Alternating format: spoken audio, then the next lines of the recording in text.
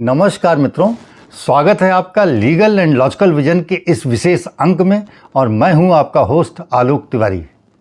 आज हम बात करेंगे उस विस्फोटक संवैधानिक टकराव की जहां सुप्रीम कोर्ट और केंद्र सरकार सीधे आमने सामने खड़े हो गए हैं। बेंच है जस्टिस वी.आर. गवई और जस्टिस के विनोद चंद्रन की और मुद्दा है ट्रिब्यूनल्स रिफॉर्म्स एक्ट 2021, यानी देश के ट्रिब्यूनल्स में जजों की नियुक्ति, उनकी उम्र, कार्यकाल और चयन प्रक्रिया का पूरा खेल। मित्रों, यह सिर्फ कानून की जंग नहीं है, यह न्यायपालिका बनाम कार्यपालिका की सीधी सीधी भिड़ंत है जो भारत की लोकतांत्रिक नींव को भी हिला रही है। हम यह भी गहराई से समझने का प्रयास करेंगे कि यह मामला आखिर है क्या और यह मामला सुप्रीम कोर्ट की दहलीज तक क्यों पहुंचा और कैसे पहुंचा। अतः मेरा आज का यह वीडियो देश की राजनीति और न्यायिक फैसलों पर कड़ी दृष्टि रखने वाले नागरिकों के साथ साथ कानून के क्षेत्र से जुड़े व्यक्तियों के लिए भी बहुत महत्वपूर्ण है। तो आप वीडियो को पूरा देखिए, आपको बहुत आनंद आएगा। तो चलिए बिना देर किए चर्चा प्रारंभ करते हैं। मित्रों, सबसे पहले सरल भाषा में समझते हैं कि आखिर ट्रिब्यूनल होता क्या है। ट्रिब्यूनल क्या है? ट्रिब्यूनल भी एक तरह की विशेष अदालत होती है जहां आम अदालतों की तरह वर्षों तक केस नहीं चलते, बल्कि किसी खास विषय के विवाद, जैसे एनसीएलटी में कंपनी मामलों के झगड़े, डीआरटी में बैंक के लोन वाले झगड़े, एनजीटी में पर्यावरण से जुड़े झगड़े, रेरा में बिल्डर्स और फ्लैट लेने वालों के झगड़े, उपभोक्ता आयोग में ग्राहकों के झगड़े तेजी से सुने और निपटाए जाते हैं। इन ट्रिब्यूनल्स के पदों के लिए हाईकोर्ट के वर्तमान या पूर्व जज, जिला जज स्तर के वरिष्ठ न्यायिक अधिकारी पात्र होते हैं। 10 से 25 साल के अनुभव वाले सीनियर वकील भी पात्र होते हैं और कभी कभी सुप्रीम कोर्ट द्वारा योग्य माने गए वरिष्ठ एडवोकेट्स भी पात्र माने जाते हैं।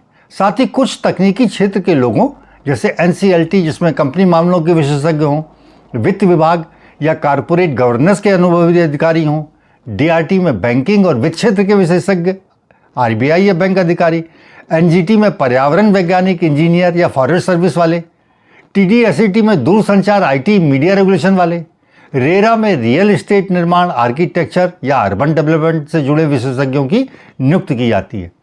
जुडिशियल मेंबर का काम होता है कानून, संविधान, प्रक्रियाएं, प्राकृतिक न्याय और निष्पक्ष निर्णय सुनिश्चित करना। वहीं तकनीकी क्षेत्र के लोगों का काम होता है कानूनी एवं तकनीक दोनों पहलुओं को समझ करके व्यवहारिक और सही निर्णय देना। अर्थात जज और तकनीकी विशेषज्ञ दोनों मिलकर के फैसले देते हैं ताकि केस जल्दी से जल्दी निपटाया जा सके और निर्णय तकनीकी रूप से सही भी हो।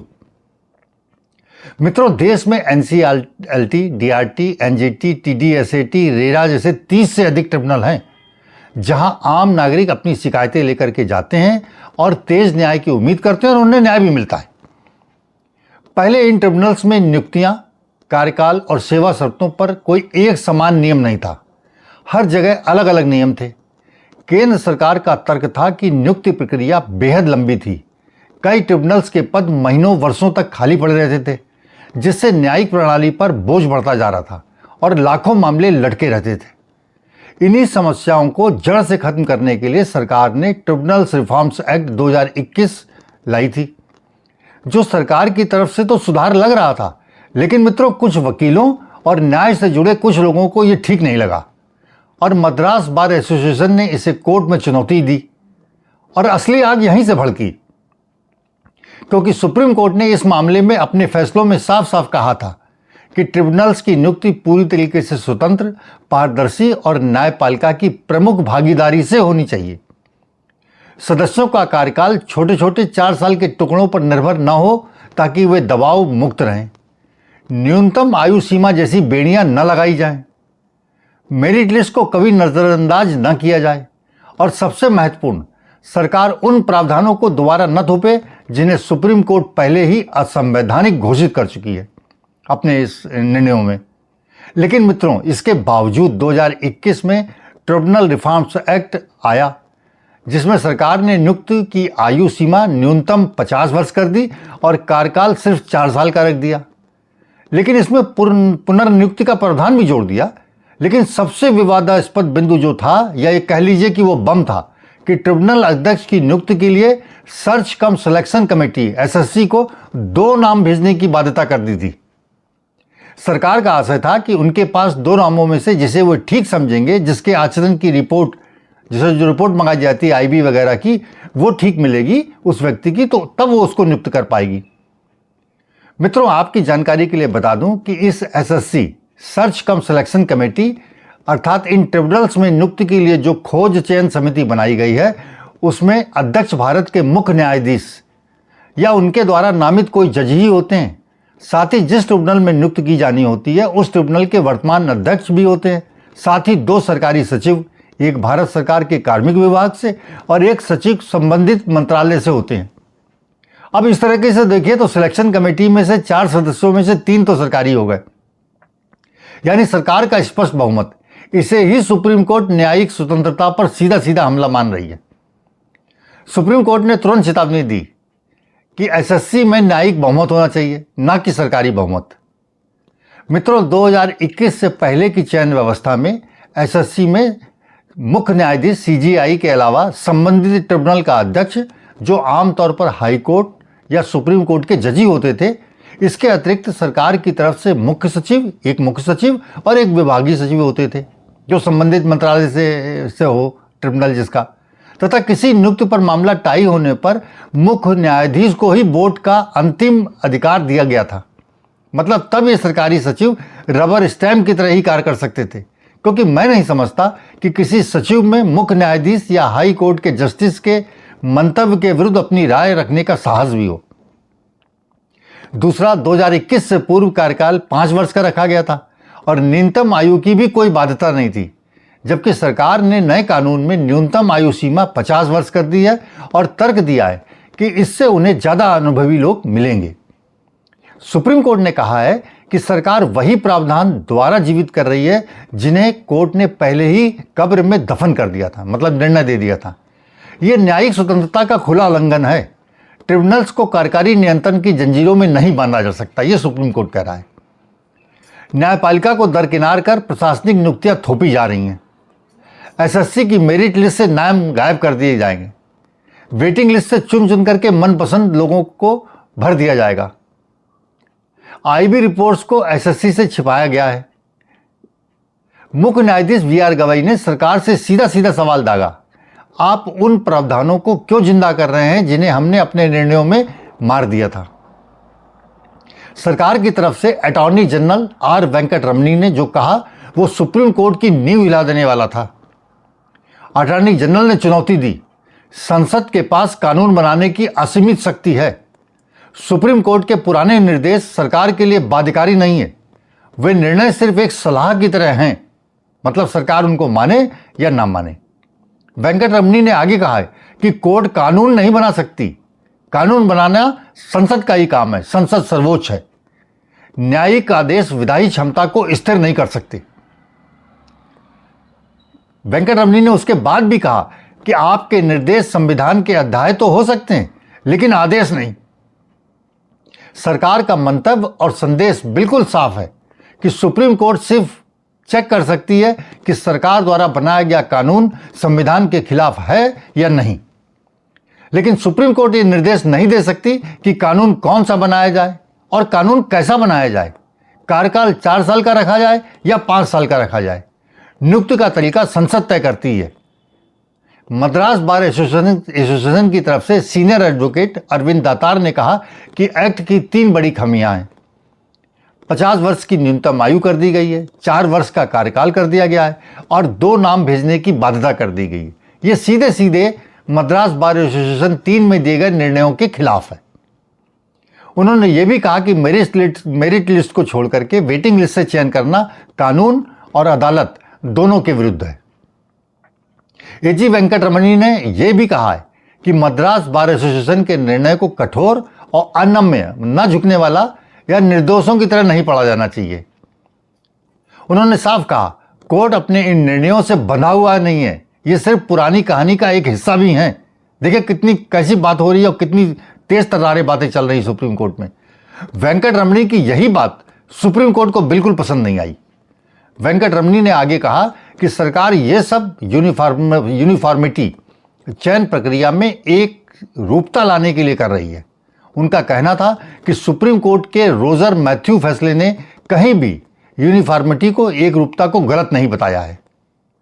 एजी रमनी ने जोर देकर के कहा, एक समान नियम बनाना कोई अभिशाप नहीं है।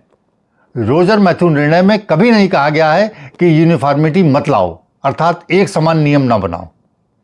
यानी सरकार का सीधा सीधा दावा है कि एक समान चयन प्रक्रिया, यूनिफॉर्म प्रोसेस लाना पूरी तरीके से तर्कसंगत और वैध है और यह चयन प्रणाली को और ज्यादा मजबूत करेगा।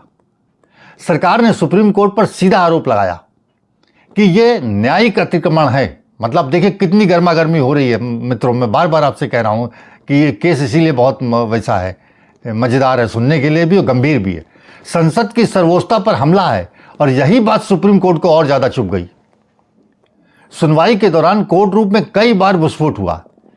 सीजीआई गवई ने गरजते हुए पूछा, आप उस प्रावधान को वापस नहीं ला सकते जिसे हमने पहले ही समाप्त कर दिया है। इस पर एजी वेंकट रमणी ने कठोर स्वर में पलटवार करते हुए कहा कि सम्मान के साथ कहता हूं कि न्यायालय संसद की कानून बनाने की शक्ति को नियंत्रित नहीं कर सकता। इस पर सीजीआई गवई ने कहा कि हम नियंत्रण नहीं कर रहे, हम न्यायिक स्वतंत्रता की रक्षा कर रहे हैं। तब एजी ने कहा कि न्यायिक निर्देश विधायी विवेक को बाध्य नहीं कर सकते। न्यायालय की भूमिका सलाहकार की है पर अनिवार्य नहीं है। तब सीजीआई ने अंत में कड़ाई से कहा, मतलब आप देखिए कि इतनी गर्मा गर्मी के बाद वो भी झुंझला गए और तब उन्होंने कहा तो फिर न्यायालय को निर्णय ही क्यों देना चाहिए। और उनकी इसी बात पर पूरा कोर्ट रूम कुछ पल के लिए सन्नाटे में डूब गया। फिर कोई कुछ नहीं बोला। मतलब इतनी गर्मा गर्मी, इतनी बहस चली है इस मामले को लेकर के। मित्रों, मुख्य टकराव की जड़ समझिए। सुप्रीम कोर्ट की नजर में सरकार न्यायिक कार्य क्षेत्र में घुसपैठ कर रही है और सरकार की नजर में सुप्रीम कोर्ट संसद के अधिकार क्षेत्र में दखल दे रही है। सुप्रीम कोर्ट इसे कार्यपालिका का दबदबा, न्यायिक स्वतंत्रता का हनन और शक्तियों के पृथक्करण सिद्धांत का खुला उल्लंघन मान रही है। वहीं सरकार ने भी सुप्रीम कोर्ट की तरफ उंगली उठाते हुए कहा है कि यह न्यायिक अतिक्रमण है, संसद की सर्वोच्चता पर सीधा सीधा हमला है। न्यायपालिका शासन और प्रशासन में अनावश्यक दखल देना चाहती है। इससे समझ लिए कि सरकार और सुप्रीम कोर्ट कितना सीधे सीधे आमने सामने आ गए हैं। और यही है इस पूरे विवाद की असली जड़ और क्लाइमैक्स भी यही है कि कौन अंतिम बॉस है, किसकी चलनी चाहिए, कौन बड़ा है, कोर्ट की चलनी चाहिए या संसद की चलनी चाहिए। मामला अब किस मोड़ पर जाएगा यह अभी रहस्य बना हुआ है, क्योंकि सुप्रीम कोर्ट ने फैसला सुरक्षित रख लिया है और अभी उसको डिस्क्लोज नहीं किया है। मित्रों, यह निर्णय आने वाले दशकों के लिए भारत में न्यायपालिका बनाम कार्यपालिका की शक्ति सीमाओं को परिभाषित करेगा। इससे तय होगा कि सुप्रीम कोर्ट भविष्य में सरकार को कानून कैसे बनाओ, किस तरह बनाओ, जैसे दिशा निर्देश दे सकती है या नहीं दे सकती। इस मामले में वकीलों की राय भी दो धड़ों में बंट गई है। कुछ वकील कहते हैं कि आयु सीमा का बंधन हटना चाहिए, न्यायिक प्रभाव बढ़ना चाहिए ताकि युवा वकीलों को ज्यादा से ज्यादा मौके मिल सके, वे ट्रिब्यूनल सदस्य बन करके और ज्यादा बेहतर कार्य कर सके। वहीं कुछ वकीलों का तर्क है कि 50 वर्ष की आयु सीमा अनुभवी वकीलों को प्राथमिकता देगी, न्यायिक लॉबिंग से नियुक्ति पाने वालों को रोकेगी और ट्रिब्यूनल में सुविधाओं और पेंशन लाभ के लिए नियुक्ति का जुगाड़ करने वाले या रिटायरमेंट जॉब वाले कम हो जाएंगे। और सुप्रीम कोर्ट ने जब खुद अनुभव को ध्यान में रख करके जजों की नियुक्ति के लिए 3 वर्ष की आवश्यक प्रैक्टिस की शर्त लगाई है, तब 50 वर्ष के अनुभव नियम का सुप्रीम कोर्ट द्वारा विरोध किस कारण से किया जा रहा है।